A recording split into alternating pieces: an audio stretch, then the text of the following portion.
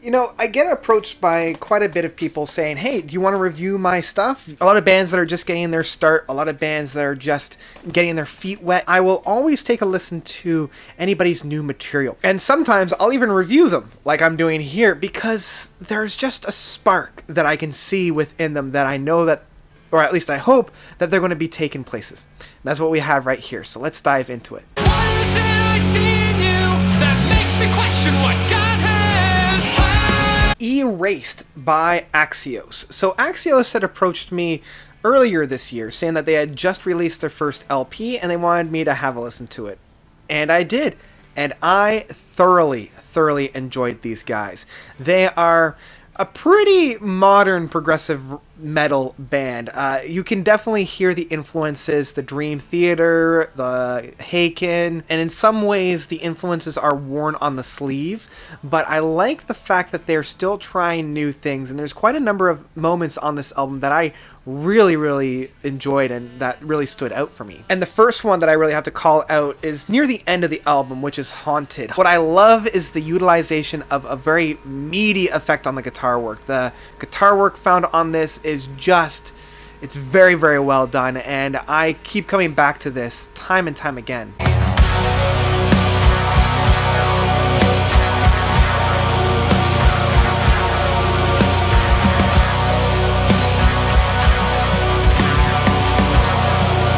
And what I love is they know when to kind of bring it back and to start building it up, because near the 4-minute mark, they bring the song down to let it build back up again to get a really meaty play out, and that was executed very well. Aftermath and Erased are essentially, they start off the exact same way, and I can give it a pass because I feel like Aftermath is more of a introduction to Erased. Aftermath is presented more in a major chord, but it's the same note sequence that Erased had, Erased being more in a minor chord.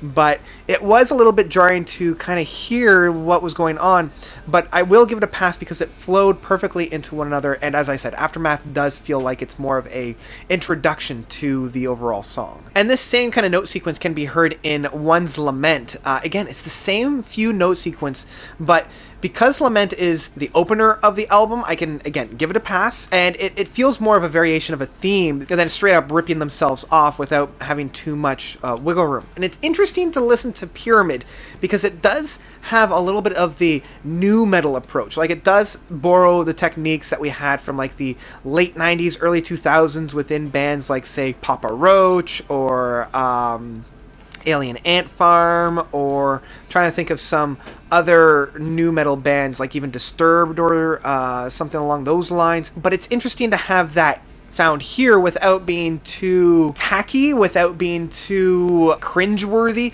At least they didn't start rapping over it or start screaming over it. They knew when to dial it down. And The Truth and the Lie Part 1 and 2 are just a great soundscape as well. I love, again, the ebb and flow within the music. I know that when they're really technical, they're on it, and they know also when to bring it down. And speaking of knowing when to bring it down, Don't Pull Me Down and With You in Mind are very interesting tracks. Like, whenever a metal band is trying to do more of a subdued or a slower song, it always feels very cheesy. It never really quite works. Like, doing a proper metal ballad is very hard to do, and they are able to kind of do it with You in Mind.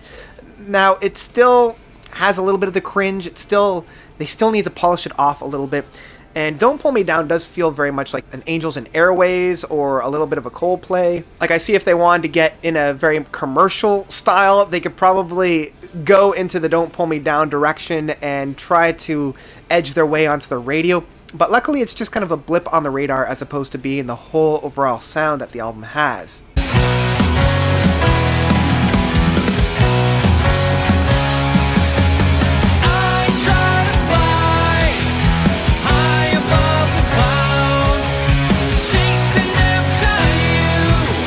And then finally, the album ends with Heavy Sleeper, and it does a great job of closing the album off, because technically the song itself ends at kind of the halfway mark, and the rest is just the blind slowly closing down.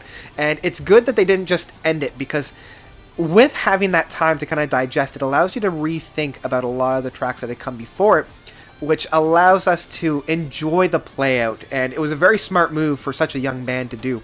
So overall, I really, really enjoyed this album, and I will keep my eye out for Axios in the future, and very excited to see where they go. You know, I gotta say, if you can find this on physical format, definitely pick it up. It's definitely worth your time. I'm giving it the Notes seal of approval.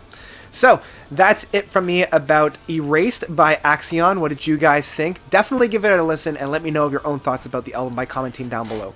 Thank you guys so much for watching. As always, you guys are definitely the best. And until next time, Notes out.